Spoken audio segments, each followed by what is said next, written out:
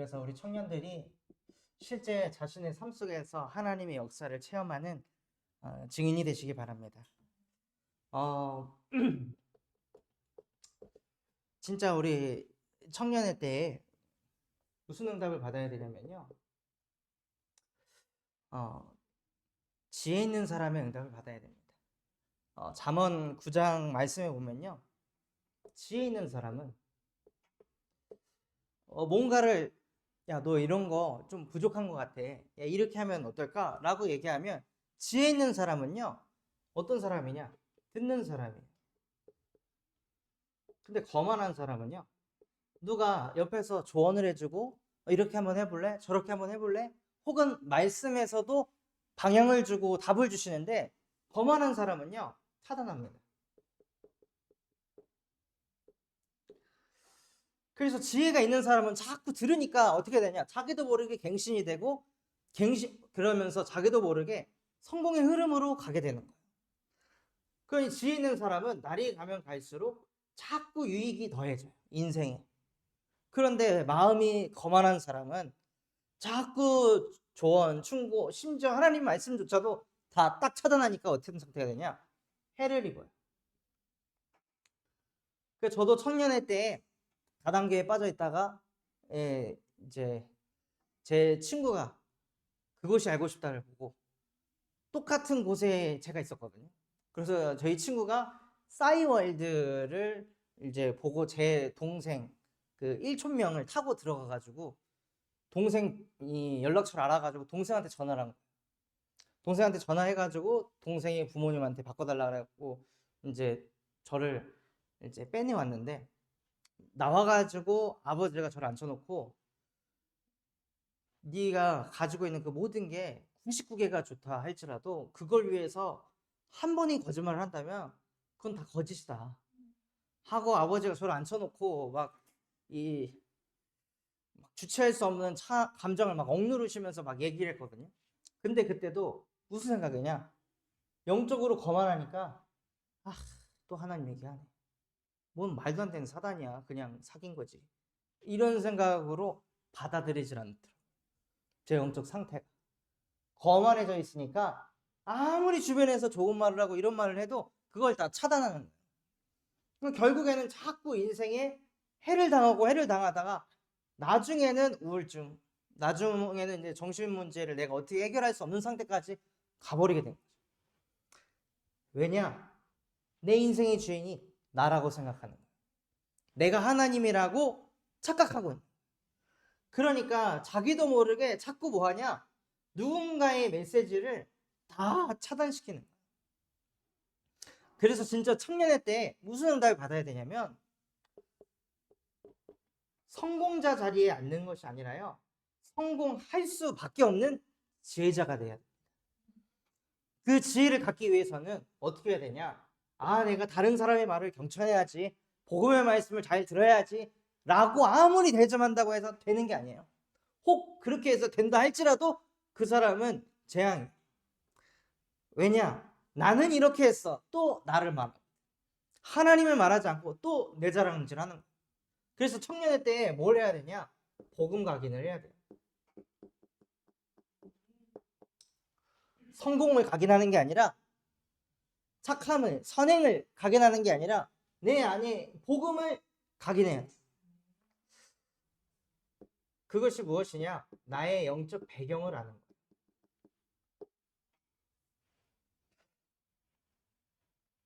우리의 영적 배경은요. 창세기 1장 27절 하나님의 형상으로 창조된 영적 존재라서 영이신 하나님이 우리와 항상 함께 하신다. 이게 우리의 배경.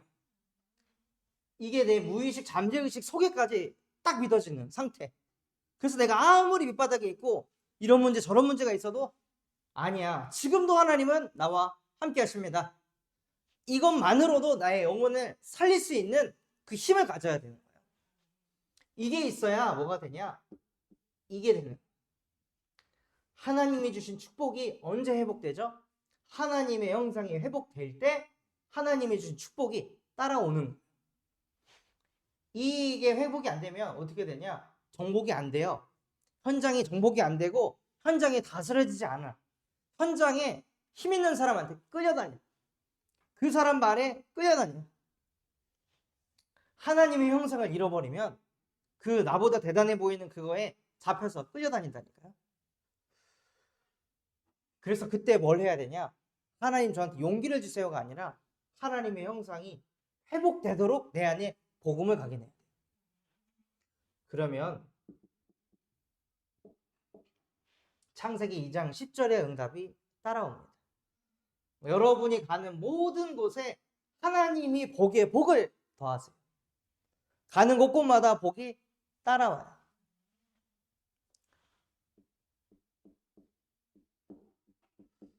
이번에 캠프를 했는데 여수에서 한 노인 주간보호센터라는 곳에 갔어요.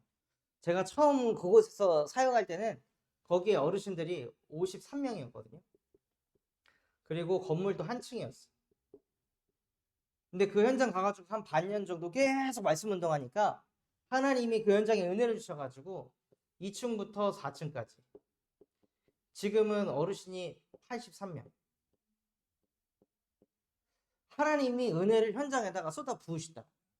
그러니까는 이 센터장님이 저한테 얘기하는 거예요. 전사님 오셔가지고 예배하시니까 하나님이 이 현장에 은혜를 많이 주셨다. 축복을 많이 주셨다. 그렇게까지 얘기하셨어요. 얼마나 은혜가 됐으면 제가 갔을 때 저희가 이제 측정해가지고 한 달에 얼마씩 사례비를 드리겠습니다. 라고 할 정도로 제가 여기 또 군산에 올 때에도 감사하고 또 막 사례비를 주시고 이번에도 갔더니 전도하려고 왔어요 하고 얘기하니까 이 센터장님이 제가 뭘 도와드릴까요? 이 지역에 사는 어르신들 중에 복음 받을 사람 있으면 좀 소통해 주시면 좋겠습니다 하니까 바로 실장님 불러가지고 컴퓨터에 앉아가지고 실장님 이분들이 이 지역 사는 사람들에게 복음 전하고 싶다는데 누가 있을까요? 명단 쫙 뽑아가지고 주소까지 해서 주시더라고요. 불법이거든요 그거. 개인정보 유출하면 안 돼. 다 쓴 다음에 이게 하시면서 이게 맞는 건지 모르겠네요. 제가 개인정보 유출하면 안 됩니다 하고 직원들한테 다 가르쳤는데 제가 지금 통째로 유출하고 있는데요. 주님이 아시겠죠? 하고 하면서 주시더라고요. 그러고 나서 이제 그분들 또 초청해가지고 다 복음 전하고 또 시간이 돼서 가야 되니까 센터장님이 저한테 여수 오시면 꼭 전화하시라고. 자기가 밥 사고 싶다. 하나님이 저와 함께 하시니까요.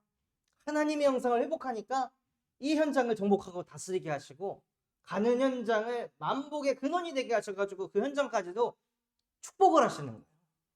그게 우리 청년들의 영적인 배경이라는 거예요. 이 배경을 놓치고 살면 어떻게 되냐? 창세기 3장 4절에서 6절과 같은 상태로 사는 거예요. 하나님 떠나가지고 하나님 말씀도 다 내 생각 가지고 내 기준 가지고 말씀을 해석하고 받아들여요. 요한복음 1장 1절에 보면 태초에 말씀이 계시니 말씀은 곧 하나님이라고 했어요. 그 우리가 말씀을 받을 때 뭘 받는 거예요? 하나님은 받아들이는 거예요. 근데 여러분이 말씀을 받을 때 여기다가 플러스 내 생각 집어 넣으면 이건 뭐가 되는 거예요? 하나님 되는 거예요? 말씀에다 나를 집어넣으면 그게 어떻게 하나님 되는 거예요? 그럼 나예요 그냥. 난 나를 믿는 거예요. 예배를 여기서 계속 드리는데 우리 청년들이 내 트인 이성을 가지고 거기다가 내 생각 집어넣잖아요. 하나라도 집어넣으면은 내가 되는 거라니까. 하나님을 믿는 게 아니라 결국 내 생각을 믿는 거예요. 내 사상을 믿는 거예요. 하나님을 믿는 게 아니라. 아담과 하와가 말씀을 완전히 놓친 게 아니라 이 선악과를 먹으면 죽을 수도 있습니다. 자기 생각 들어갔어요. 왜곡이 된 거예요. 하나님이 왜곡된 그 순간 어떻게 되냐? 로마서 3장 23절 모든 사람이 죄를 범하였으며 하나님의 영광에 이르지 못하는 문제를 당하게 됩니다. 하나님이 나와 함께 하는데 그게 안 믿어지는 상태.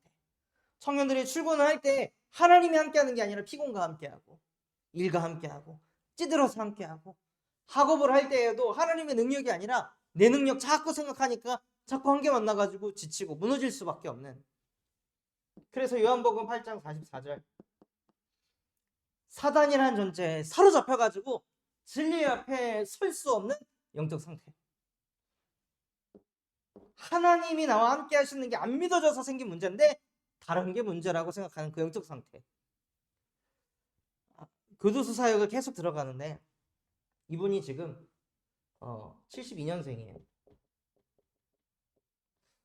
72년생인데 이분이 언제 그 교도소에 들어왔냐? 21살. 21살에 술을 마셨어요. 동생하고 같이 막 술을 마시고 깨봤는데 뭐가 됐냐? 사람을 죽여놓은 거예요. 깨보니까. 그리고 교도소에 들어가서 지금 33년째 살고 있어요. 이렇게 들어갔는데요. 부모님은 어떻게 했어요? 아들이 사람을 죽여놨으니 부모님이 화병 걸려가지고 단명하였어요. 아버지, 어머니다. 같이 그 살인에 동참했던 동생 교도소에 있다가 출소하고 얼마 지나지 않아서 교통사고 당해서 죽었어요. 가정이 그냥 풍비박산 나는 거예요. 하나님이 배경되지 않으니까요. 그 가정에 찾아오는 재앙과 저주와 지옥 배경을 막을 수가 없는 거예요. 이 청년 뭐 한 거예요? 그냥 20살 때 술을 마셨던 것 뿐이에요. 근데 술 마셨는데 깨어보니까 살인자가 돼 있어요. 그러니까 이 영적인 문제를 인간이 막을 수 있는 게 아니라 청년의 때 영적 문제 이거를 진짜 복음으로 답내지 못하면 여러분이 나중에 가정을 이룰 때 배우자를 만나는데 배우자도 뭘 가지고 있어요? 영적 문제 가지고 있어요. 영적 문제 가진 사람이랑 영적 문제 가진 사람이 만나면 어떻게 될까요? 폭발이 일어나는 거예요. 협력해요. 악을 이룹니다. 맨날 싸울 수밖에 없는 상태가 될 수밖에 없는 거예요. 왜? 다 내가 맞으니까. 내가 옳으니까. 모든 사람이 여기에서, 모든 청년이 여기에서 못 빠져나온다는 걸 아시고 하나님께서 우리에게 영적인 축복을 주셨습니다. 그것이 무엇이냐? 하나님 떠난 나에게 예수께서 길 되시고 진리 되시고 생명 되셔서 지금 나는 하나님과 함께합니다. 여러분이 어떤 응답을 가지고 하나님과 함께하는 게 아니라 이 말씀 구절을 통해 하나님과 함께하시기 바랍니다. 또 죄와 사망의 법에 있으면요, 나 자신을 항상 육신의 기준을 가지고 나를 자꾸 쳐다봐요. 내가 지금 나이가 몇인데 아직도 이러고 앉아있지? 내가 나이가 이런데 내 친구들은 저런데 자꾸 그 육신의 기준을 가지고 남하고 비교하면서 내 자아를 갉아먹게 하고 나를 시달리게 하는 그 죄와 사망의 법에서 아무도 빠져나올 수 없기 때문에 생명의 성령의 법으로 우리를 해방하였느니라 하고 우리 청년들을 그 죄와 사망의 법에서 해방시키셨습니다. 끊임없이 사단이 뭐하냐? 하나님 말씀에 자꾸 네 생각을 집어넣어. 네 생각은 어때? 하고 계속 내 생각, 내 기준 집어넣어서 하나님의 말씀을 말씀으로 받지 않게 하고 어떤 이론으로, 지식 중에 하나로 받아들여서 영적인 배경을 못 누리게 하는 흑암의 세력을 요한일서 3장 8절 하나님의 아들이 나타나서 그 마귀의 일을 멸하려 하십니다. 이 세 가지 일을 행하신 예수가 나의 그리스도이시며 살아계신 하나님의 아들이십니다. 이게 우리 청년들의 무의식 잠재의식 속에까지 박혀야 돼요. 어떤 내용적 상태 속에 있더라도 그리스도로 나를 살릴 수 있는 그 복음 각인이 돼야 된다는 거예요. 이거 안 되기 때문에 자꾸 흔들리고 무너지고 시달리는 거예요. 그래서 진짜 적어도 이 네 가지 구절은 암송을 하고 내 걸로 딱 가지고 있어요. 그래서 복음이 각인되고 복음이 뿌리가 내려요. 복음이 뿌리가 내리기 위해 하나님께서는 어떻게 하시냐? 여러분이 가지고 있는 현재 불안함, 특히 청년들은 미래가 뭔가 쫙 열려있는 게 아니니까 뭐 직장도 막 흔들리고 이 일을 내가 계속 해야 될지 이 업으로 가야 될지 알 수 없는 그 불안감에 계속 흔들려요. 그런데 그 불안감 속에 누구도 있었냐? 요셉도 있었어. 요셉도 형들이 요셉이 옷을 싹 뺏겨가지고 구덩이에다가 집어 던져 넣었어. 구덩이에 빠져 있을 때 요셉이 마음이 얼마나 불안했을까요? 아, 이때 있다가 뭔가 비라도 많이 쏟아지면 그거 그냥 물에 잠겨 죽는 거죠. 그러니까 얼마나 불안, 초조, 두려움. 또 거기다가 뭐 짐승이 그 안에 들어오면 그냥 끝나는 거야. 얼마나 무서웠겠어요? 이 상황 속에 요셉이 정신이 돌지 않고 온전할 수 있었던 이유가 무엇이냐? 여자의 후손이 지금 내 마음속에 심령 속에 염려, 걱정, 불안을 가져다주는 뱀의 머리를 상하게 하느니라. 이것을 계속 뿌리를 내리는 거예요. 그런데 대부분의 청년들은 뭐 하고 싶지 않았냐? 이 불안함을 안 느끼고 싶어. 불안한 상황 겪고 싶지 않아. 정확했으면 좋겠어. 근데 청년의 때에는 그러기 어렵다는 거예요. 지금의 시간표는 불완전한 시간. 하나님이 왜 청년의 시절을 지금 불완전하게 만드셨겠어요? 불완전한 나를 믿지 말고 완전하신 그리스도를 믿으라. 이거 진짜 깨닫고 이거 진짜 내 것으로 개인화시키라고 하나님이 우리 청년들을 불안함 속에 두신 거예요. 또 복음이 언제 뿌리 내려지냐? 반복되는 문제를 가지고. 이스라엘 백성들이요, 출애굽을 하기 위해서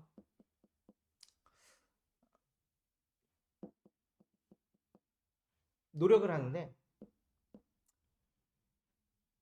막 바다에 이 강이 피로 바뀌기도 하고, 파리떼가 메뚜기 떼가 오고 막 우박이 떨어지기도 하고 온갖 일들이 막 벌어져요. 그런데도 뭐가 안 되냐? 노예에서 빠져나가지는 않아요. 노예에서 해방이 안 되는 거예요. 이 반복되는 문제가 계속 지속되니까 언제까지 이 문제에 시달려야 되지? 하고 이스라엘 백성들이 계속 시달리는 거예요.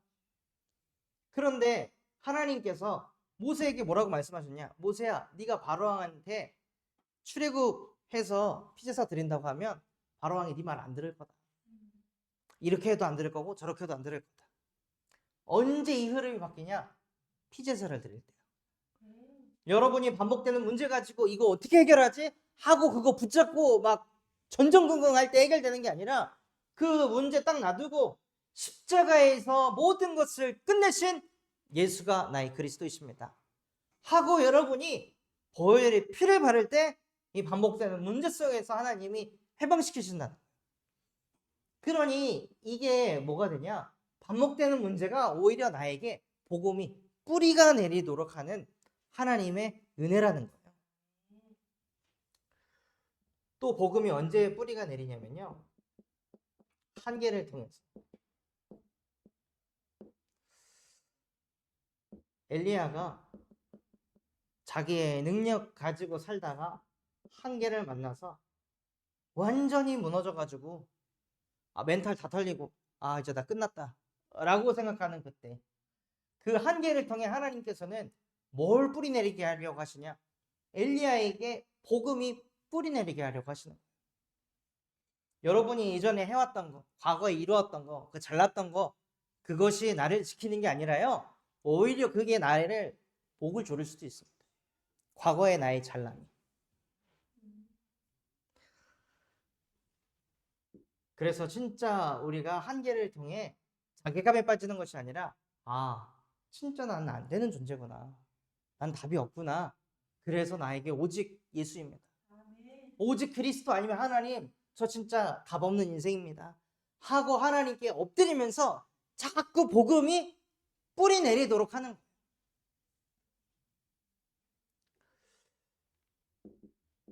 그러면 우리 청년들이 뭘 보는 때가 오냐?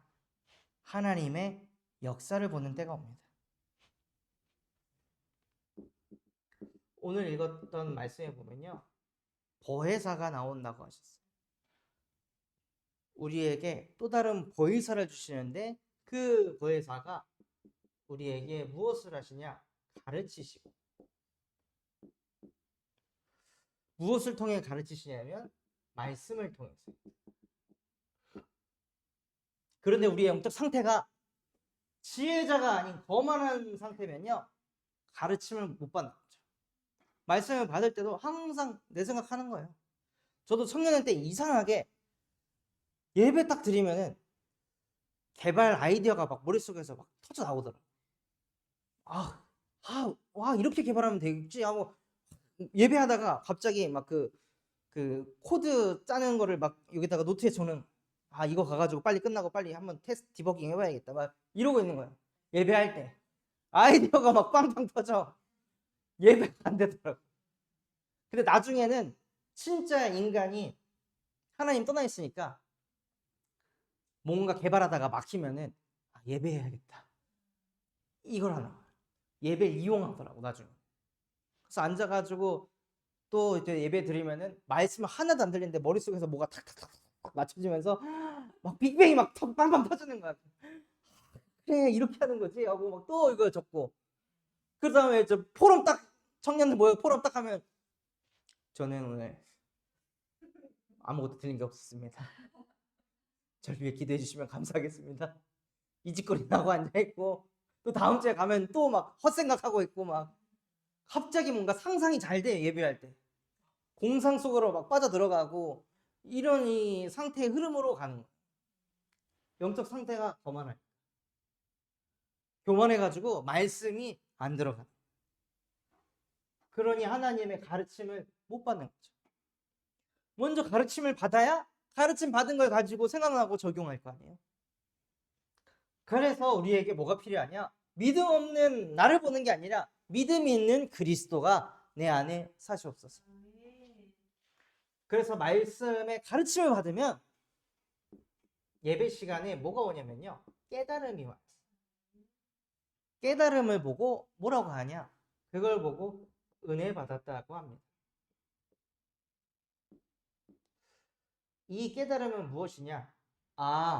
내가 영적 문제에 빠져가지고 완전히 복음 없이 살아가고 있었구나. 나에게 그래서 복음 필요하구나. 이게 깨달아지는 게 은혜예요.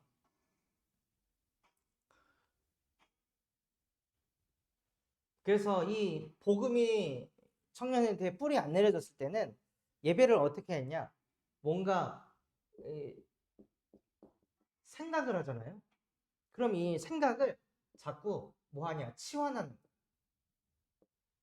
말씀으로. 뭔가 이 나의 생각을 바꿔가지고 강단 말씀으로 이렇게 싹 바꾸면은 그게 복음인 줄 알았어. 그게 아니더라고요. 이거를 제가 자꾸 하니까 나중에 어떻게 되냐? 쟤는 맨날 강단 말씀 적용 안 해? 이렇게 되더라고요. 내가 자꾸 그걸 치환하는 거예요. 내가 어거지로 이 안 좋은 생각을 말씀 가지고 적용해가지고 바꾸는 거야. 내가 자꾸. 그럼 뭐 하는 거야? 자기계발서 읽은 거 적용하는 거 성경 적용하는 거 똑같은 거예요. 근본은 하나도 안 바뀌는 거야. 오직 내가 하는 거야. 내가. 항상 나. 그러니까 내가 잘했으니까 나보다 못하네 짓밟고, 나보다 잘나네 빈틈 찾아가지고 쟤 어떻게 하면 욕할까, 이 짓을 계속하는, 신앙생활 하면서도 대청부 내에서도 그런 사고를 저도 모르게 하고 있더라고. 저거 종교인이네, 맨날 강단 적용 안 하네, 맨날 깨닫기만 하네, 쟤 안 바뀌면서 이 짓을 하고 있는 거예요. 왜냐? 근본이 안 바뀌니까. 그러니까 저에게는 사실 복음이 안 들리고 있는 거지. 그래서 진짜 보혜사 성령님께서 우리에게 가르치시면요, 생각나게 하세요.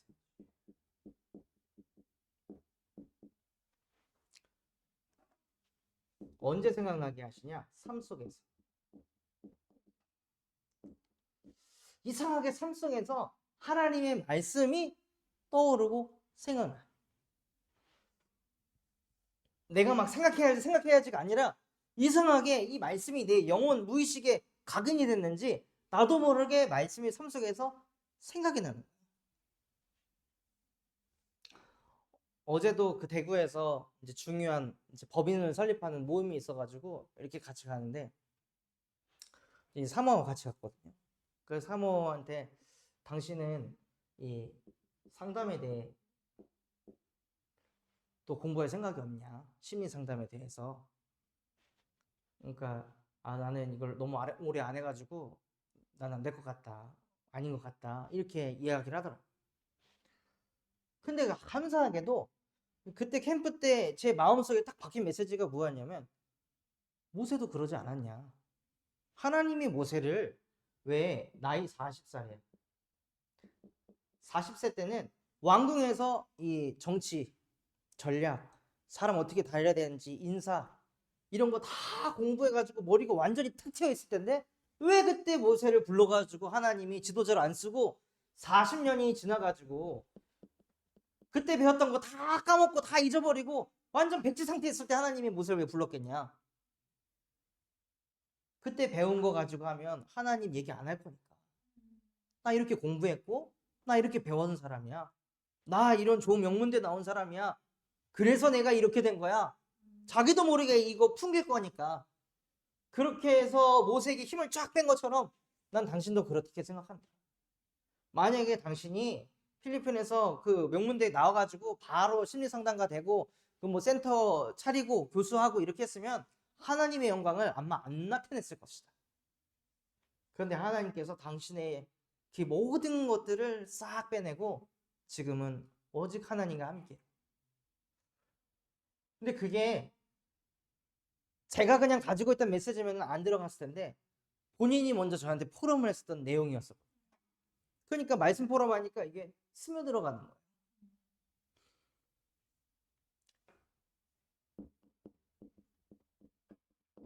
그런 응답을 받게 되면요, 여러분의 마음에 뭐가 오냐?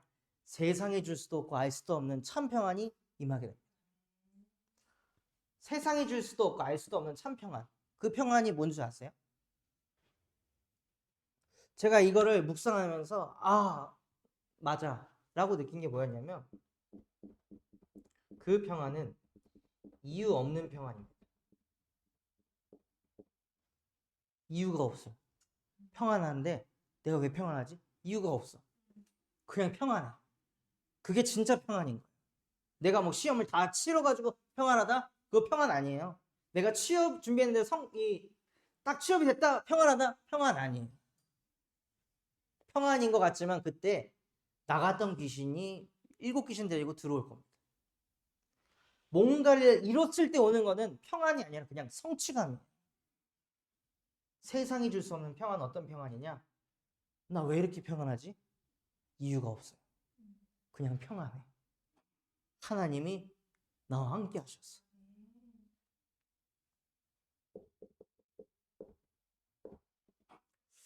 그래서 결론으로 하나님께서 저에게 계속 어디로 인도하시냐? 범죄자를 자꾸 만나게 하세요. 그런 현장으로도 저를 자꾸 인도하시더라고요. 그러면 진짜 우리 청년들이 어디에 쓰임 받아야 되냐면, 범죄 이전에 있는 사람들을 살리는 그것에 쓰임 받았으면 좋겠습니다. 그래서 그런 영혼들이 우리 교회 왔을 때 청년들이 가지고 있는 이 복음으로 그들이 영적 문제 속에 빠져 있다가 영적으로 죄를 짓는 걸 넘어서 육신으로까지 죄를 지어갖고 완전히 무너지는 그 재앙 만나기 전에 우리 청년들이 이 현장 살리는 증인이 되었으면 좋겠습니다. 그래서 저와 여러분이 정말 하나님의 역사를 봐야 합니다. 그래서 이번 한 주간 하나님의 가르침을 받고 그 가르침이 생각나서 이유 없는 평안 누리는 증인 되기를 예수 그리스도의 이름으로 기도하겠습니다. 하나님 아버지 감사합니다. 오늘 우리 청년들에게 말씀 주신 것과 같이 정말로 복음이 각인되게 하여 주시옵시고 복음이 뿌리가 내려져서 하나님의 역사를 보는 대학 청년 되게 하여 주옵소서. 예수 그리스도의 이름으로 기도합니다. 아멘.